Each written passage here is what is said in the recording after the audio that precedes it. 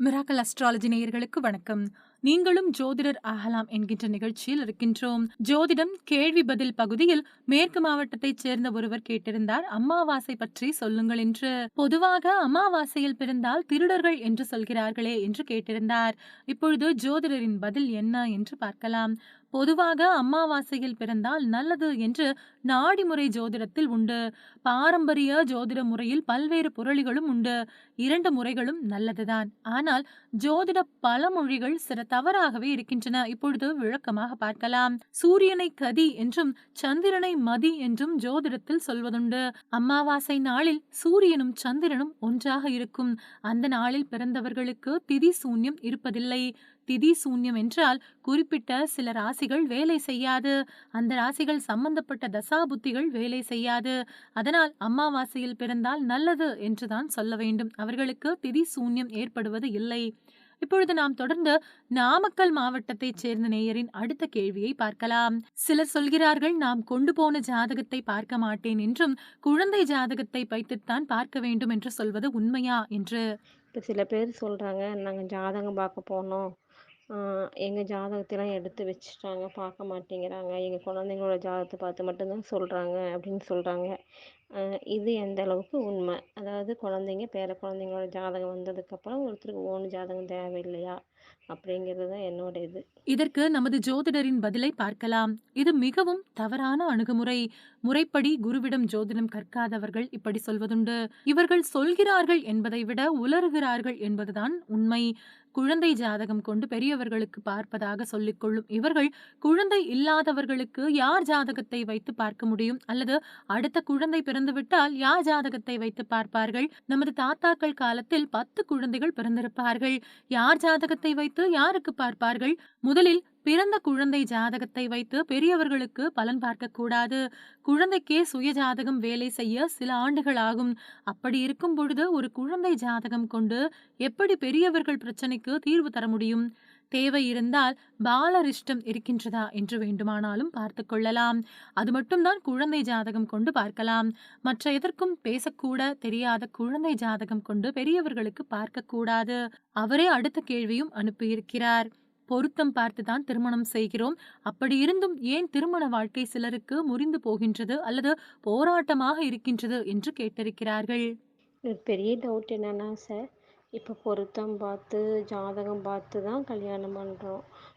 இருந்தாலும் அவங்க நல்லா சந்தோஷமாக இருக்காங்க. அப்படியே ஒரு வித்தவுட் ரீசன், எந்த ரீசனுமே இல்லை, ஒரு சில்லி ரீசனுக்காக வாழ்க்கையில் பிரிஞ்சு இருக்கிறாங்க. இது என்னோட சொந்த அனுபவத்தில் தான் நான் கேட்குறேன். எதனால் அந்த மாதிரி நடக்குது? இதுக்கு என்ன ஜாதகம் காரணமா, கைரேகையா, என்ன காரணம் இதுக்கு? எதனால் அந்த மாதிரி நடக்குது? இதற்கு நமது ஜோதிடரின் விளக்கம் பற்றி பார்க்கலாம். பொதுவாக 8ஆம் இடம் என்பது குடும்பஸ்தானம். அதில் உள்ளது ஜோதிட ரகசியம். பொதுவாக ஜோதிடர்கள் ஆணுக்கும் பெண்ணுக்கும் பொருத்தம் இருக்கின்றதா என்று பார்ப்பது களஸ்திர ஸ்தானம் எனும் 7ஆம் பாவம். ஒருவேளை பிரச்சனை என்றால் ஆதிக்கம் செலுத்தும் வேற்று நபராக இருக்கலாம். அதாவது ஒருவரை பற்றி தவறாக நினைக்க வேண்டாம். பிரச்சனைக்கு காரணம் பெண்ணின் அம்மாவாக கூட இருக்கலாம். அவர்களுடைய ஆதிக்கம் ஜாதகர் அல்லது ஜாதகியின் ஜாதகத்தை செயல்பட விடாது. இதை நிழல் ஜாதகம் என்று சொல்லலாம். அவர்களுக்கு தாந்திரீக ஜோதிட முறைதான் தீர்வாக இருக்க முடியும். இப்பொழுது சென்னையைச் சேர்ந்த ஒரு பிரபலம் கேட்டது, ஜோதிடர்கள் சொல்லக்கூடிய எதிர்மறையான பலன்கள் நடக்கின்றது, ஆனால் நல்ல பலன்கள் அவ்வாறு நடப்பதில்லை, ஏன் என்று கேட்டிருக்கிறார். ஐயா வணக்கம். என்னுடைய 2வது கேள்வி, ஜோதிடர்கள் சொல்லக்கூடிய எதிர்மறையான பலன்கள் துல்லியமாக நடக்குது, அதே மாதிரி நேர்மறையான பலன்கள் நடப்பது இல்லையே, என்ன காரணம்? இதற்கு ஜோதிடரின் பதிலை பார்க்கலாம். பொதுவாக கெட்ட பலன்கள் நடக்க எந்த முயற்சியும் பரிகாரமும் தேவையில்லை. தசாபுத்தியும் கெட்டு கோச்சாரமும் கெட்டிருந்தால் இவ்வாறு நடக்கும். ஆனால் நேர்மறையான நல்ல பலன்கள் நடக்க குரு எனும் முயற்சி தேவை. செலவு இல்லாத பரிகார முறை தேவை. சொல்லும் ஜோதிடருக்கு வாக்குப்பளிதம் தேவை. இதில் ஒன்று வேலை செய்யாமல் போனாலும் நற்பலன்கள் நடப்பதில்லை. இவரே அடுத்த கேள்வியும் கேட்டிருக்கிறார். திதி சூன்ய ராசிகள் பற்றி ஜோதிட பரிகாரம் கேட்டிருக்கிறார். ஐயா வணக்கம்.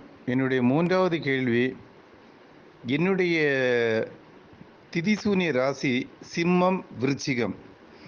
இந்த திதிசூன்யம் நீங்கிறதுக்கு நான் என்ன செய்யணும்?